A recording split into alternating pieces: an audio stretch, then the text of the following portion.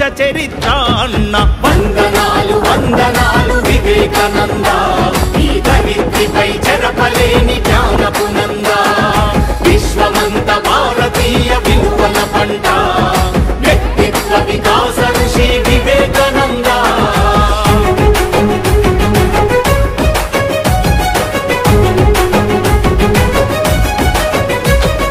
బానిసలా కాకుండా యజమానిల పని చేయని, ప్రతిఫలమాశించని ప్రజాసేవ పరమాత్మని.